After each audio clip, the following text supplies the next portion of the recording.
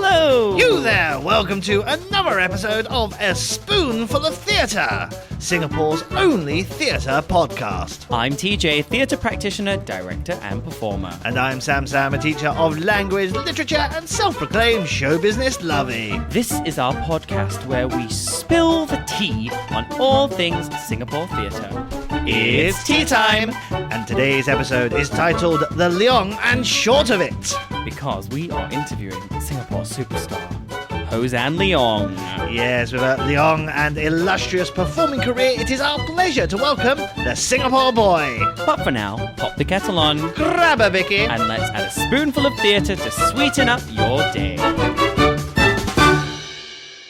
Hi, Sam. Hello, love. We're back. We are back. It's March and we are back in the studio. How are you, love? I am honestly exhausted. I've had quite the month. I've moved house, as I mentioned last episode, yes. so I'm settled in my new house, Fabulous, which is fabulous. nice. Loving it. How are you, darling? Yes, all right, love. I'm. Do you know what? Funnily enough, I'm doing a theatre unit. In English literature. I'm teaching a theatre unit. I'm teaching Shakespeare. Doing 12th night. And you know what? I was taking a big risk here. A big risk.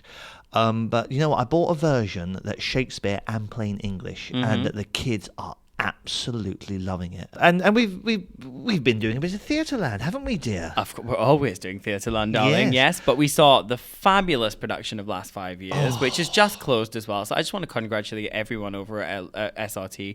Really wonderful musical. Really, really enjoyed that. It was marvellous. It was just such a fabulous show. Well done to them. Well done. Yeah. But that's not the only bit of theatre you've seen, I should say. Yes, because you refused to go to something. I flat out refused, yes. Sunset Boulevard was in. Now, this created a lot of hubbub in the performing arts community, didn't it? And even amongst your good self. Yes. I will applaud always people for putting up theatre because, you know, whenever you put up theatre, it's a love and it's an art and it takes a lot of people and a lot of time and effort. But I was honestly quite annoyed actually watching Sunset Boulevard with Sarah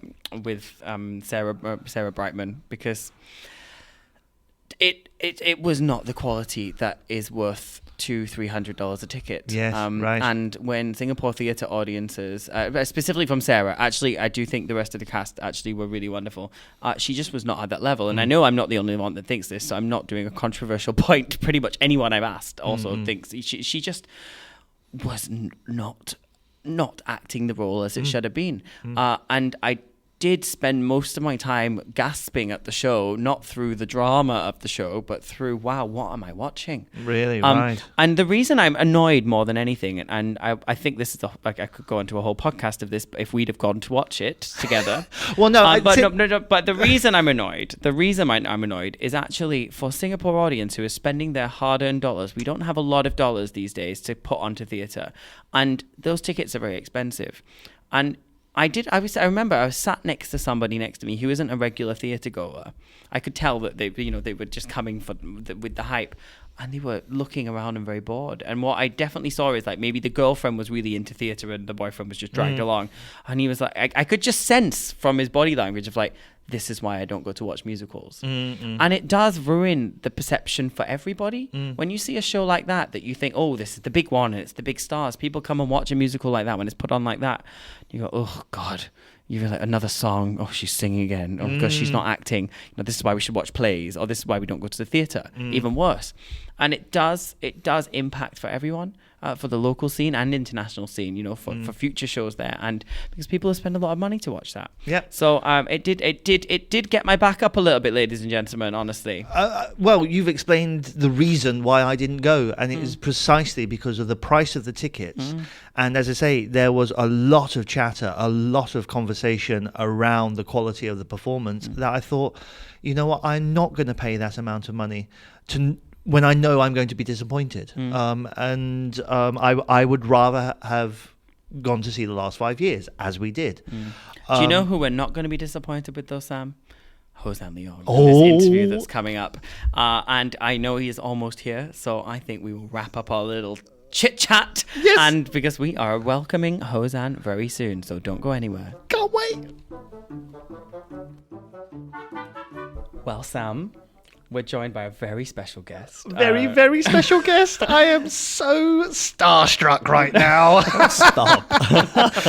We are joined by the one and only Hossan Leong. Hello, Hi, Hossan. Well, how are you? I'm very well, thank you. And Yes. I was really chuffed when you guys invited me on the podcast. Oh, we were because chuffed you accepted. I mean, you know, when I heard that you guys were doing a podcast on Singapore theatre or theatre in general, or the arts, I thought, way to go. We need this in Singapore and beyond. And I'm so happy you guys did it. So congratulations. Well, thank you very much. Yeah. Okay, Yeah. we'll leave it there. I'm quite happy now. Thanks, bye. No, I mean, for me, we've gone from a spoonful of Sherman to a spoonful of theatre. Yes, exactly. So it's, this is the spoonful of theatre. That was the first time I saw you perform. Was Oh, a okay. spoonful of Sherman. Of Sherman. Yes, I remember it very well because TJ said.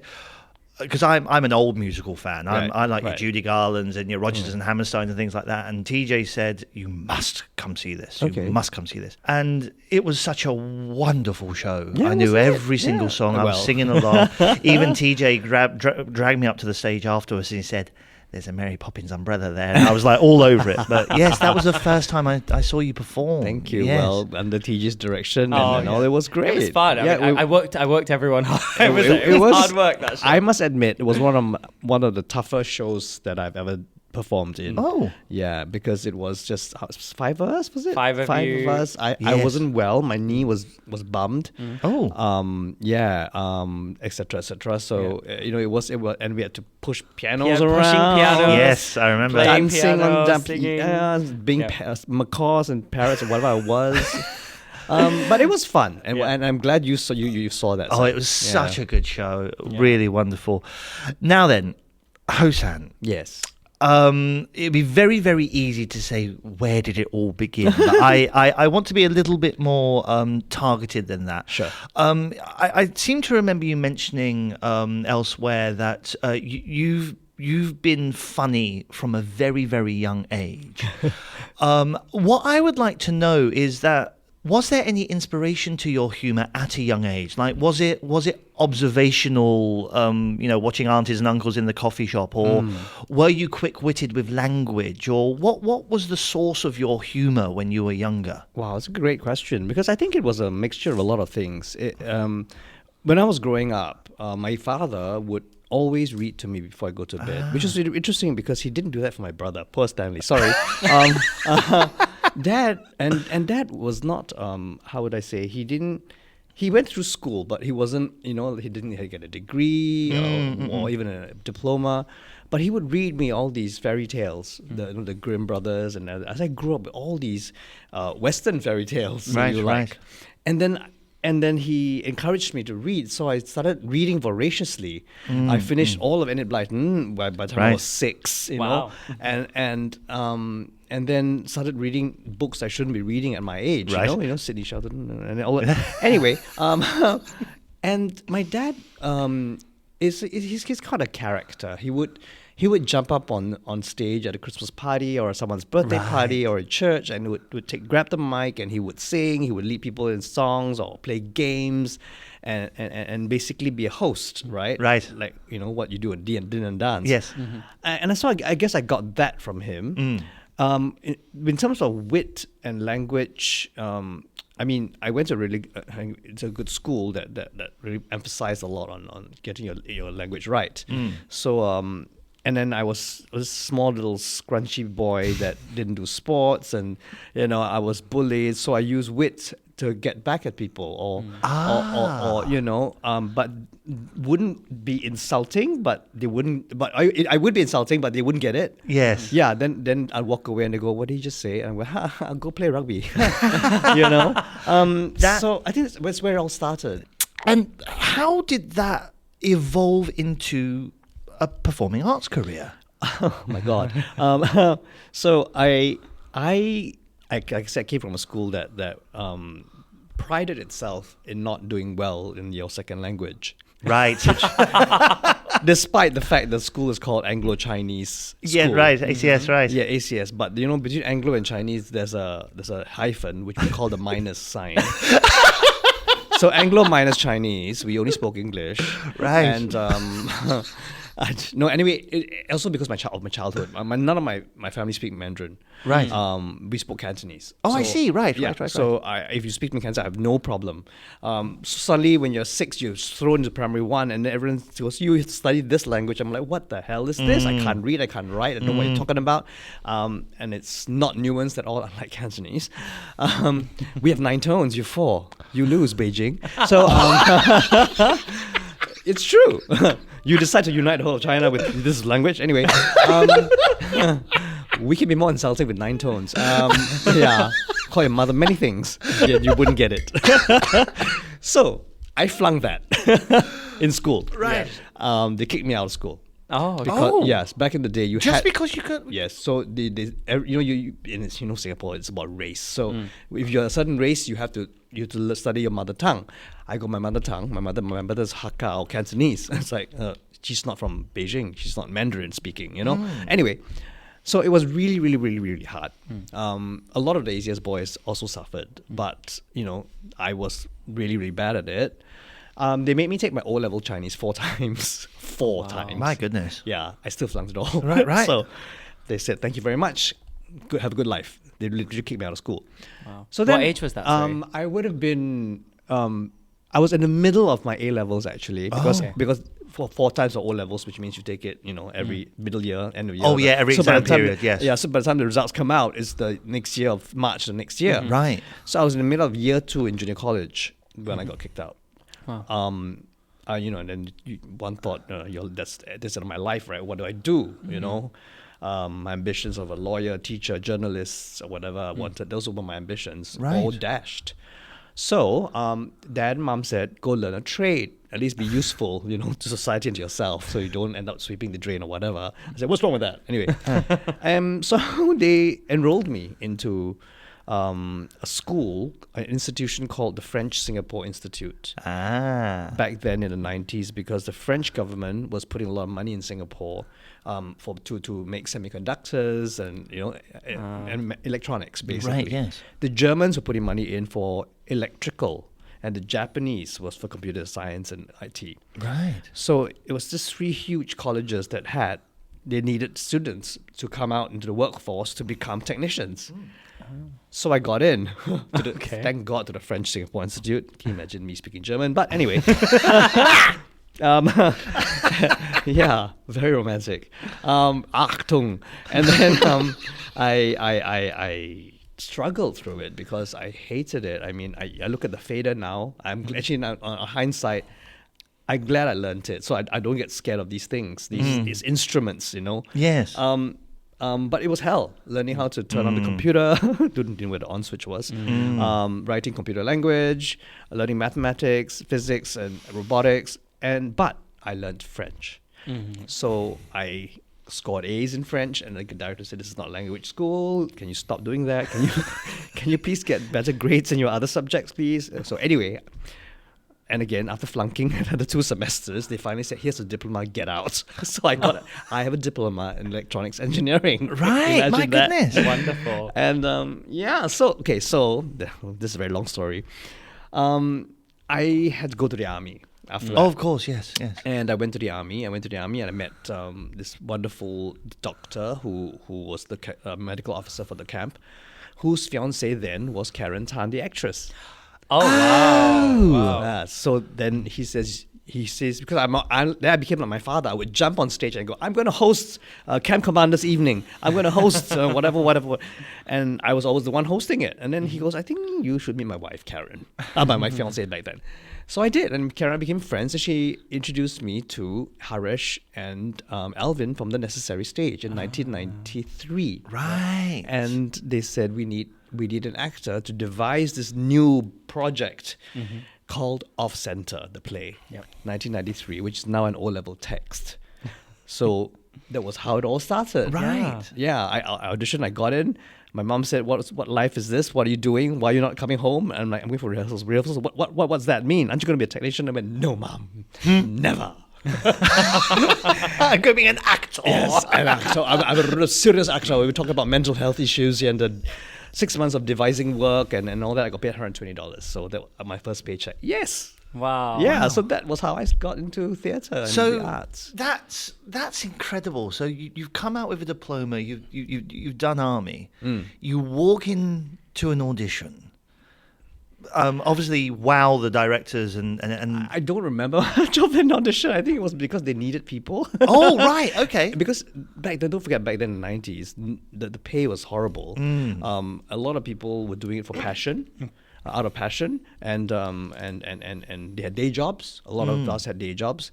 So I think I mean, I was hungry for the work. Yep. And I said I didn't go and step into a lab and blow it up, you know. So they took me in and no training, no resume, nothing, no CV, no headshot back then. So that was my deep end, really, literally. I'm really interested deep. from that because, like, thinking about what it is today, I mean, you know, the difference in like 2025 Singapore theatre versus what it must have been like back then. Wow, yeah. Like, just give us a taste of what was a rehearsal room like back in 1993. Like, It was But I can bare. actually, I can imagine it being quite exciting because it's almost that, you know, because I think we put a lot of rules on ourselves now. Yeah. Now we've, you know, especially now it's Yes. got bigger. It's like we've got these expectations that it must be a certain level. But back then, it's that kind of new frontier. So, It was so very. what was it like? It was very. It was refreshing, you know, to walk into a room of like-minded people, with one goal is to make it work, because we didn't have a budget. That first play I mentioned Off Center was supposed to be back then funded by the Ministry of Health because we're talking about mental illness and blah blah blah. Then they pulled it for some reason, and suddenly we had no money. So we really had to just work within the confines and constraints of what we had, which was blocks, Right. Classic. clothes that you find in your wardrobe, you bring it into theatre. Yes. I mean, on one hand, it was very community-like, but yet we didn't run it like a community theatre because we were selling tickets. Schools were Yes. buying it out because it was such an important Yes. conversation topic to talk about mental health. And then, you know, we kind of fumbled around. We fumbled around for many years. We started doing school programs. We came up with school programs, which I was put in charge of. So I was selling programs to schools, going to schools at 6 a.m, set up the school assembly show, do the school assembly show, and then continue on with drama and education with the kids. It was full on. It was. I loved it. Yes. Yeah. I loved it. I got up at 5, went home by 11. After, if you do a play, you know, and you go for supper. Yes, That was our life. I must admit, when I was at it was theatre groups that came into my school. They sparked the love of theatre in me, the love of drama. I'll say that, like, I'd want to do something like that. Yeah. But no opportunity because I went to a 300-year-old conservative institution that was all sports and rugby and everything like that. We came from the same school, I think. And there was no drama department. There was no. Right. It wasn't accessible. And I do wonder if I had a bit more opportunity, if I'd have gone the route as my good colleague here, how it would have been. Yeah, but having said that though, it was, we a lot of us didn't come from training either. So we had people come to Singapore to do workshops, for example. I had no idea what I was doing. You just give me the script, I just act lah. Then characterization, what does it mean? Intention, what does it mean? Suddenly I had these names thrown at me: Stanislavski, Meisner, Stroganoff, or whatever, I don't know. And then I'm like, what is this? Why am I lying on the floor? Why am I groaning and like an elephant? What's going on? I felt really stupid. I really felt this, and people were all coming up from NUS. They had gone to Glasgow. They kind of, and then suddenly these words get thrown at conversations and discussions, and I go like, okay, I have no idea what you guys are talking about. I feel really dumb. So for the longest time, I suffered from imposter syndrome. Yes, The longest time. I know that feeling very well. Well, actually, since we've got two ends of the spectrum here, we have Glasgow Conservatoire on my right, and electronics engineering on the left. From the scholar to Scholar. you did get Sorry. a promotion. Promotion. the trained practitioner to would you mind me saying learning on the job? Would you Yes, mind? absolutely. What's your opinion in terms of risk taking? Did you, Hossan, felt like you could take more risks? And TJ, do you sometimes feel that you have to stick to the rules a little bit more because of theory or anything like that? Actually, I enjoyed theatre when I knew less. Because as soon as you know more, I think it's like anything. The more you know, suddenly you realize you need to know more, as in there's even more to grow. Whereas my favorite days in theatre were my youth theatre days. Right, those okay. first few days where I stepped onto stage, and those first few years where we're just having fun and you can really play. I still love theatre, and I'm so glad it's my job, and I'm glad I'm doing it's my job, because that's where that spark of inspiration came from. But then you start to criticize it, and you critique it, and you worry about all these little you nuances, overthink things. and you overthink things. Yeah. And what I've learned since, especially like when you start directing, and is like, actually the purpose is just to entertain, To play. So Yeah. if you're playing and you're entertaining in that space, these words are all really great, and it's a toolkit we have, but you don't necessarily always need them. And we can still, somebody who's trained and somebody who's not trained can still come in and play. Yeah. That doesn't need a language. Absolutely. But it's those people that sometimes are trained that come in and might think, oh, well, I know all these words. And maybe that's where the imposter syndrome starts to come potentially. Yeah. But I mean, that was just me though. They didn't treat me like that. It was just my own. Your internal. Yes, my own yes. insecurities coming through. But then again, so I started cultivating this identity because back then Singapore theatre was searching for identity. Who are we? Are we Chinese theatre, Malay theatre, blah, blah, blah. And English theatre was stage club, or So who are we as Singaporeans? Then suddenly we found the language. We didn't feel we need to speak like that on stage anymore. Yes, right. And then suddenly we could speak Singlish. Suddenly plays were written. Army Days was written. Beauty World happened. And then when I saw the first Beauty World. Oh my God! You mean? That's me on stage. Yes. I can sound like that. I can sing like this. I can go la, and nobody's gonna punch me in the face and say, speak proper English, please. And so I cultivated this persona, and then it became Singapore Boy. So then stand-up comedy came, and then people heard jokes in their own voice, in their own language. Yes. And then the second imposter syndrome happened. I was offered Oscar Wilde, and I went, oh, I can't speak English. do you know what I mean? So I was offered, actually no, first thing was I was offered Puck. Right. And Midsummer Night's Dream. I turned it down because I was so scared. I said, I can't speak Shakespeare. And then Oscar Wilde later with Glenn and Ivan Heng and Wild Rice and all that.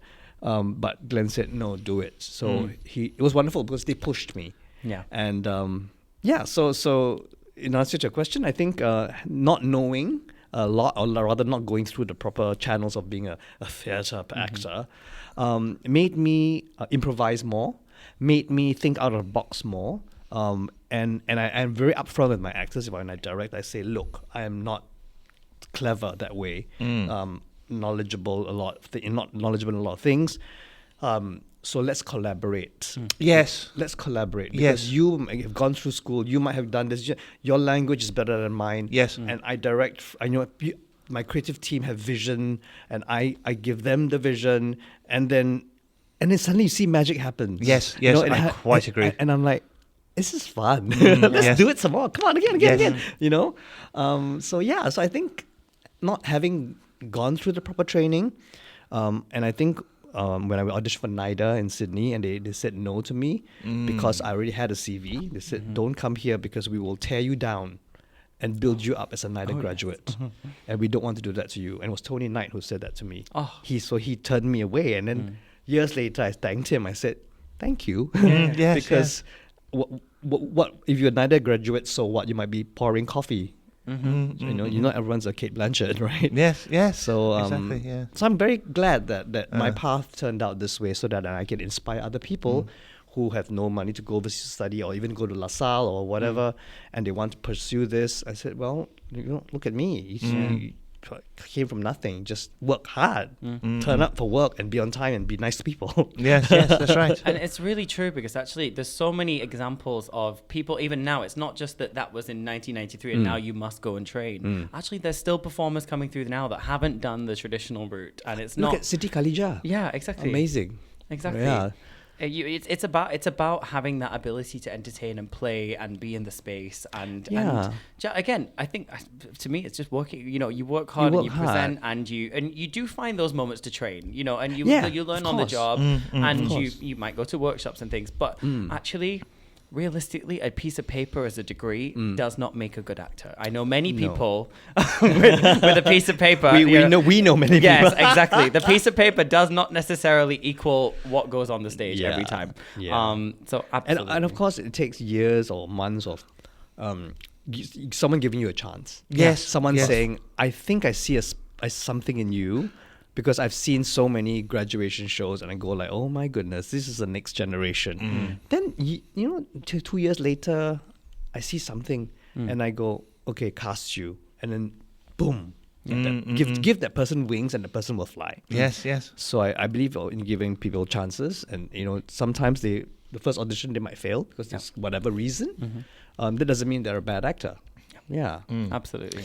Now, you mentioned Singapore Boy, and you went from theatre into TV land, and also the big screen as well.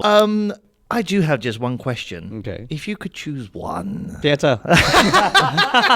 Correct answer. There we go. That was an easy one. No, because I'm very grateful for all the opportunities that were given to me.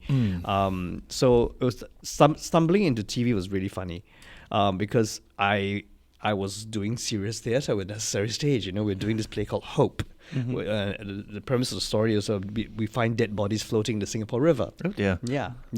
And the producers of Under One Roof came to watch it and they go, oh, you're funny. I'm like, really? Which part of the play did you find that I was funny? So obviously my role in Hope was hopeful. And then I got cast in the first sitcom ever that Singapore produced Under One Roof, and then TV just blossomed from there. Film just came along.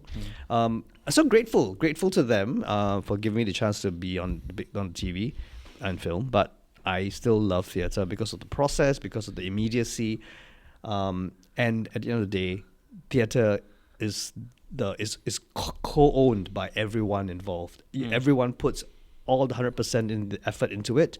Everyone takes home their fair share of fulfillment. Unlike film or TV, where what you do may not end up on the screen. Yep. Yes, of course. And then you go, oh. I mean, not saying that everyone doesn't want to put the 100% in, but what I'm saying is that as an actor, you might, why didn't he use that take? As a pimple on my face. So it's the director and editor's medium kind, I feel. Fair enough. And there's so much waiting around that those hours that you spend waiting for everything to get ready, you will never get back again. Yes, true. True. Just for that 3 seconds or 1 minute on the big screen, which if you want to, if that's your trajectory, then please go ahead. I still will do it, if the right offer comes along and Michelle Yeoh says, hey, or Crazy Rich Asians 2 comes along, I would not turn it down. But yeah, so give me theatre any day. Is that something maybe as an actor, as in like, why do you act? As in like, is it because when you're on the stage, like versus TV, because you get that immediate audience response, is that something for you as an actor that's the thing that kind of you go home and go, I had a great day at work? Or what is it about this career that makes you go, hey, that was a really great day, I'm so glad I get to do this job? Because there is a certain sort of OCD-ness in every theatre person, I think, amongst the mess and chaos in our heads. There is a certain, I go to work, I turn on the lights, I put on my makeup, I go, I do my warm-ups, and then you get the costume, you get mic'd up and whatever, then lights, you're on stage, and it's over by 10 o'clock or 11 p.m. or depending on Sunset Boulevard midnight, let's not go there. We can. Okay. Yeah, so I think that kind, in a way, routine-ish once you start, and then rehearsals are also kind of routine-ish, but then you get to play. Every night you get to play, within the parameters that the director gives you. And you interact with the crew, you become family. I hate the word family, but you do become very close to the ecosystem. And to today, some of the plays that I've directed and been in, our chat groups are still going on. Yes. Company from 2012, we're still on. They're still going out, meeting up. I'm so proud of that. Yes. You form that bond. Yeah, That's interesting. When I was on the cruise ships, cruise ship bell. Did you know he was on the cruise ships before? I knew. Yes. no, when I was on the ships, the show companies and they would do about 10 shows, all different themed and things like that. They would come together so well as a family. They would give themselves a name. They would have hoodies made, and would continue to be friends and family thereafter, even if they've gone on other ships or everything. And it was wonderful to see. And I think because you're so tight for such it's so intense. Yes, it is. For that short period of time, or even 1 year on the ship, but you see each other's faces. You have no choice but to like each other. Otherwise, someone would be overboard, right? Jack. Now, since you brought up Sunset Boulevard, you have been one never to shy away from sharing your thoughts and opinions on things or just not turn up. That's an opinion in itself. It's wonderful that you've used your platform in that way, and I get the sense when you do say things, you are not attacking. You are you're starting a conversation, or a moment of reflection or things like that. But has it ever got you into trouble? Oh, so many times. Especially drunk texting, not drunk texting. Oh dear! Not what do you call that? Drunk posting. Not drunk lah, but you're tired. You go home and then you start start posting, scrolling, and posting. then someone says something that triggers you, and you want to reply or retort back. Yep. And so sometimes I'm only human. It gets the better of me, and it happens. And then the whoever says, "Oh, why did you say that? You shouldn't have said."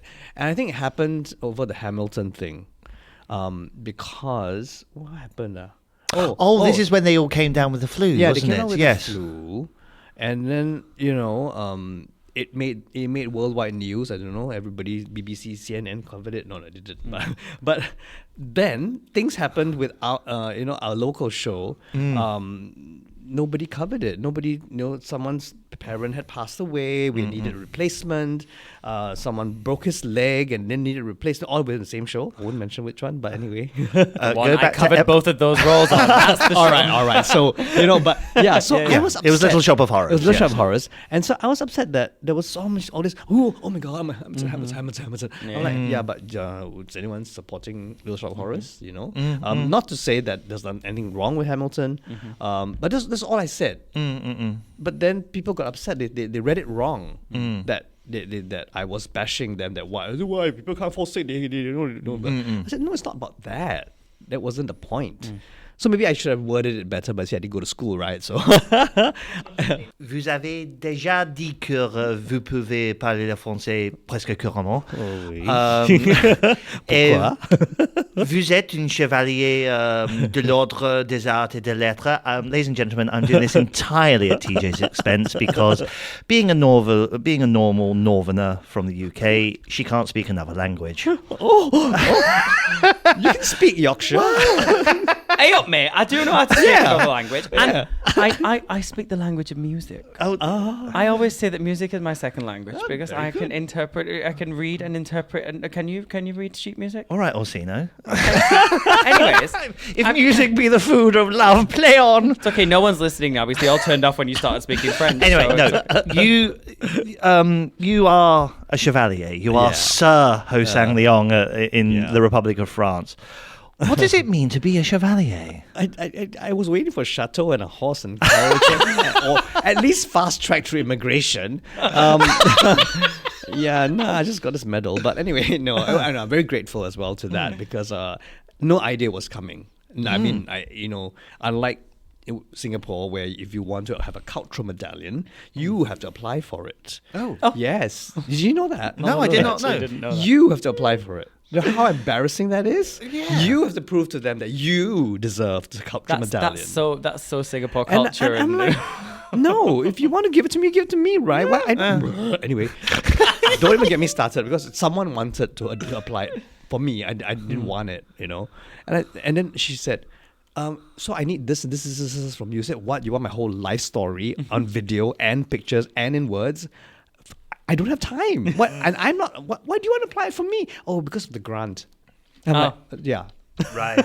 So I'm like, okay, all right, let's just try then. Obviously, I didn't get it, but no. So the French one was very interesting. So I didn't know. I think it was the ambassador back then that actually nominated me because you had to submit the names back to France, back to the Ministry of Culture there, and then they approved because it comes from all over the world.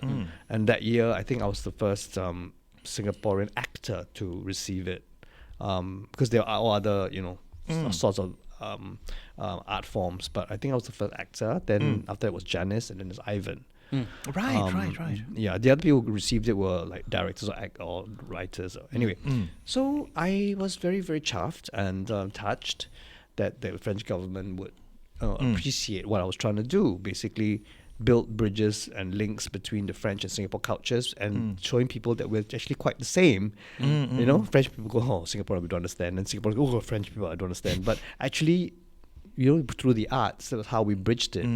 Thanks to Natalie as well. Yeah, because subsequently you've done something that I've never had the courage to do, which is to perform in another language.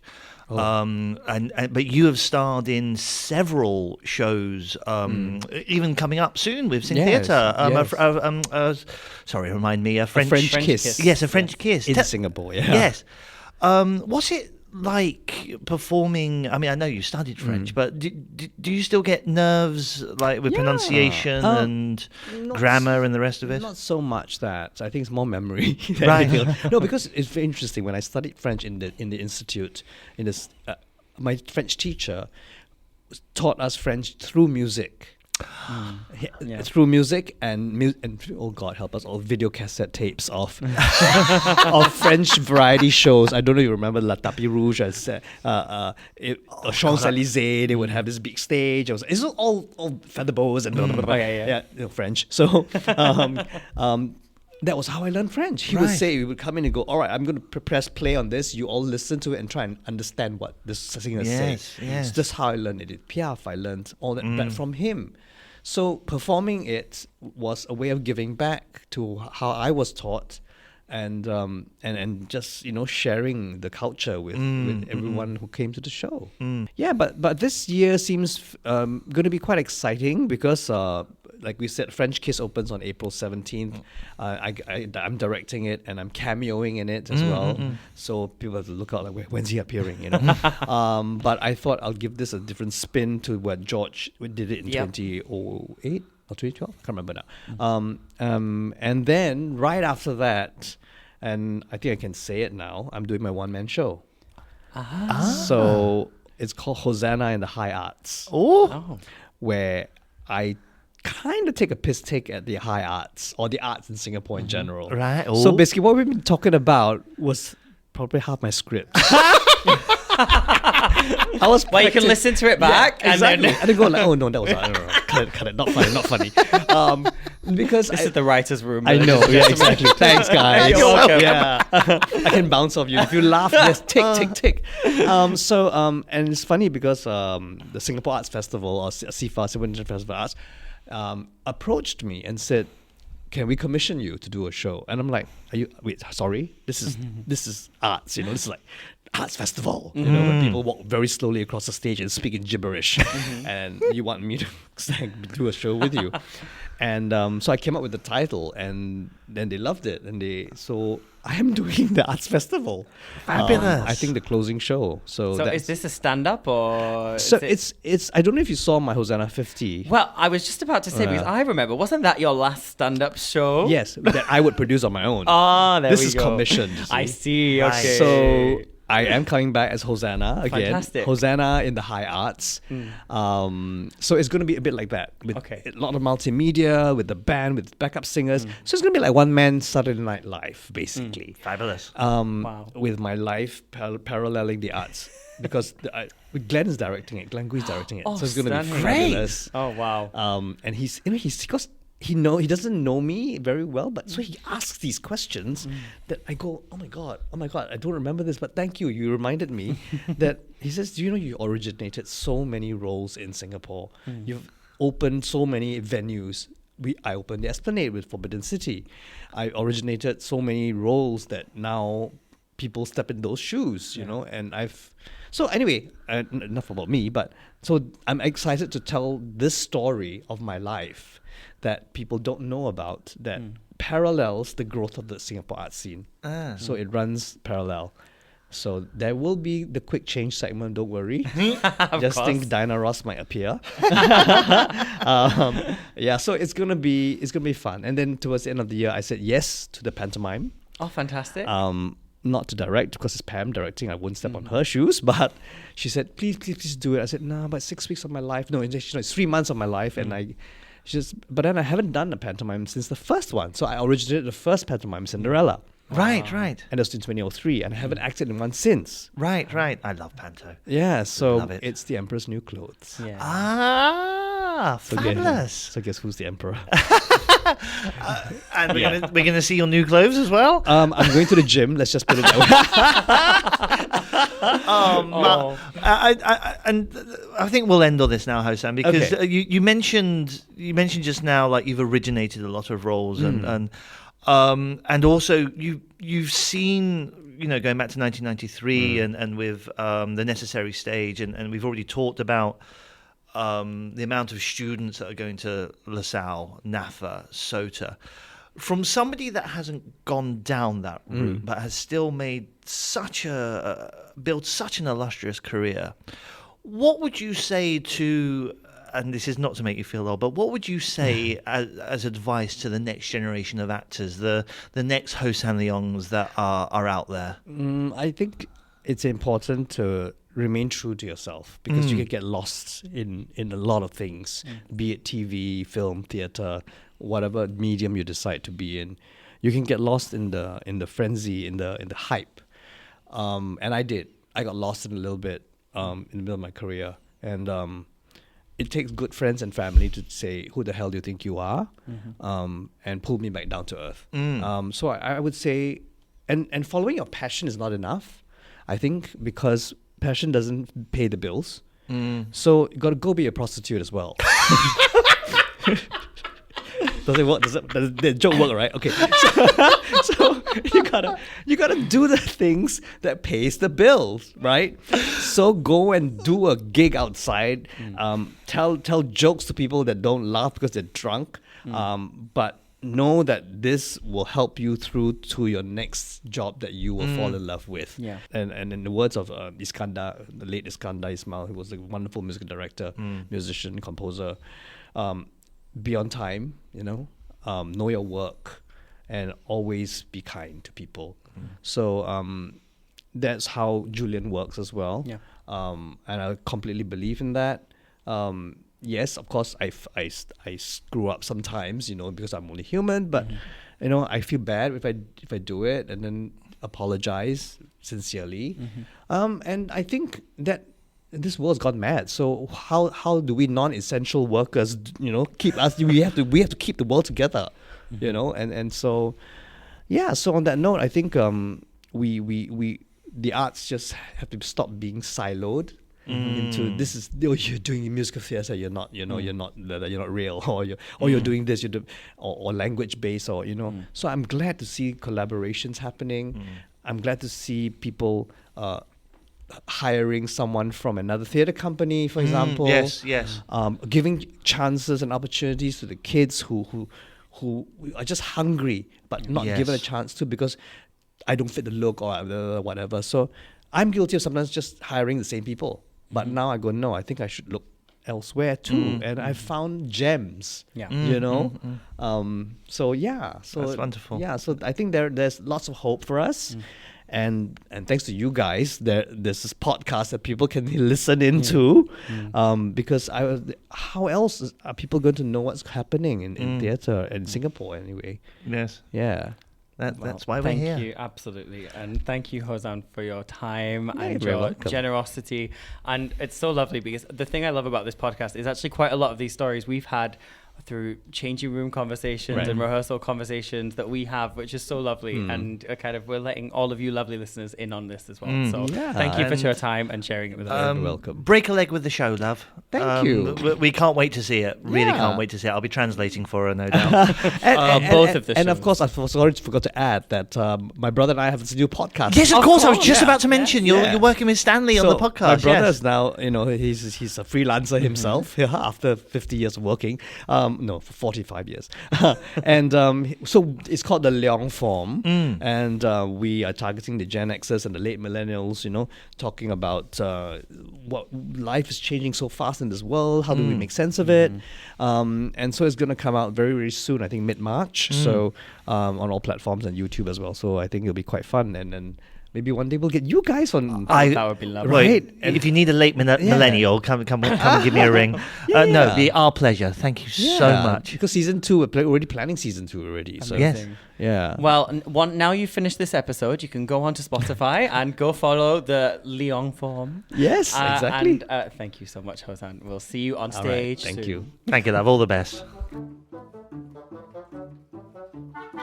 Oh, Sam, that was absolutely delightful, wasn't it? I am absolutely starstruck. Oh, you know what? I was just thinking that when he's telling his story, he really is the evolution of Singapore theatre. He's been there through it all. Yes, his story is absolutely fascinating, but there's such a grace and gratitude there too. Absolutely. And, it's so nice to hear that story of, just back in those days when, the Singapore theatre was in its infancy and, just getting asked to, hey, come and help us out with this play. And from that one moment, how his life has evolved and changed. He could have been an electrical engineer and, doing something that he obviously wasn't that passionate about. But I can't picture it. I can't picture him doing anything other than what he's doing now. I can't picture him playing around with microchips and wires and everything like that. He's where he needs to be, and I think, and I hope he feels like he's always been where he needs to be. Yeah. Absolutely wonderful. Really lovely man. Absolutely. Really. It's so lovely to have him on the podcast, and I hope you enjoyed that, dear listeners. Although, obviously he's now a rival podcaster as well. Not at all. Not at Joking. all. No, obviously, please go support that as well. I think it's so lovely that the podcast space is advancing in Singapore. Yes. And I think I absolutely love it. And I would love, if you're listening, do comment and tell us, how do you pod? Like, where do you pod? Where do you pod, Sam? Where do I pod? I pod on my way to work. No, tell a lie. I pod when I'm getting ready for work, and then I carry on podding on my way to work. And yes, so I do listen to a few things, Star Trek, the news, and obviously our podcast. And our podcast as well, yes, to see what sort of tomfoolery I'm getting up to. But it really is one of those lovely mediums. And I see why my mum, in particular, she would always listen to Radio 2 with Terry Wogan. And I see why she did it. It wasn't so much for the music, because my mum loves music, but it was also, it was comforting hearing a voice talk about in his way some lovely things. And no, I'm really glad we're part of the podcast space now, because we're talking about what we want to talk about for people who want to listen to us. Absolutely. And it's marvellous. I love every minute of it. Me too. And thank you all for tuning in. And if you are loving the podcast too, remember to please share it on social media. You can find us on Instagram. Share it to your friends. And also remember, if you are listening on whatever podcast platform you're listening, do click that subscribe button and give us a rating as well. It helps us bring up the podcast charts as well. And we must, of course, say our big thank you to our host, to Zirip Media. Thank you to all the boys and the gang for hosting us. That allows us to delight you on whatever you're doing. So, Sam, we are now in March. Can you believe it? The year is going away with us. So that means it's time to tell our dear listeners what our hot sips are for the month of March and April. Yes, beginning with Doll's House Part 2 from Pandemonium. Now, they insist you do not need to see Part 1, but it is directed by the wonderful Timothy Coe, playing from the 7th to the 23rd of March at the Victoria Theatre, and tickets are available on Book My Show. Next up, we have a brand new play by Checkpoint Theatre called Statement Piece. It's directed by Claire Wong and starring Checkpoint's own Huzia Suleiman. And that is on from the 3rd to the 13th of April at the Drama Centre Black Box. You can get your tickets on Cystic. Now for something a little bit different. The Lost Lending Library. Yes, from Esplanade and Punch Drunk Enrichment UK. Now, this is a bit of immersive theatre. Something that's becoming very, very popular. And it's from a UK production company, originally for kids, but it also has performances for adults. That's playing at Esplanade from the 8th to the 29th of March. Tickets available on Cystic. And next up, it was in our Hot Sips last month, but it's here again because it's such a great production. We want you to go watch it. It's called Supervision, and Wild Rice are putting on this play for the second time after a previous sold-out run. I watched it last time. I loved it. It really kind of shows the dilemmas in Singapore we have between helpers and trust between all of those, and holds a mirror up to kind of aging in the modern world, which is really, really great play. It's written by Thomas Lim and directed by Glenn Gui over at the Nian Kongsi Theatre at Funan by Wild Rice on the 27th of March to the 12th of April. The tickets are over on Cystic. And yes, coming from our dear friends at Sing Theatre, yes, a French Kiss in Singapore, directed by the one and only Hossan Leong. A great night in the theatre, full of songs in both English and French, with beautiful all-male cast entertaining you.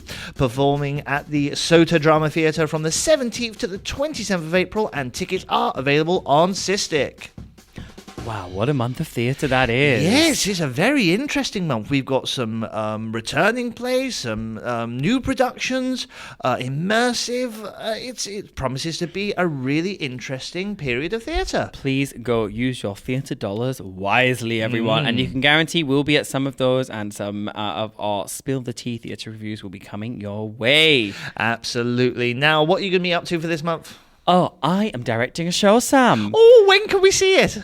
You can't. It's at school. Dear. It's one of the challenges of my career, I'll tell you that, because I've got nearly 100 children on stage every single show, all with individual lines and individual parts. Splendid. Yes, so I'm inspiring the youth of today. Okay. Marvellous. And I'm also inspiring the youth of today, but with Shakespeare, with a bit of Twelfth Night. And I'm, as I said at the beginning of today's episode, I'm really enjoying it, and it's because the kids are enjoying it, and that's so gratifying as a teacher. And it's my birthday in a couple of weeks. It is your birthday in a couple of weeks. So if you have found Sam's really long hashtag on Instagram, you can go wish him happy birthday. And what would make you even happier, I think, Sam, is a like of our podcast if you haven't gone over to Instagram to like our page. I'm sure you'd also like some gifts as well, but that could be one that anyone could give you right now. Yes, no, please like and share and subscribe as my birthday present in my final year of being in my 30s. Anyway, my tea's gone cold, love. I think it's time to wrap up. It's time to wrap up this episode. So it's cheerio, we'll be back soon. And a ta-ra from me. And to anyone working in Singapore theatre for the next month, break a leg.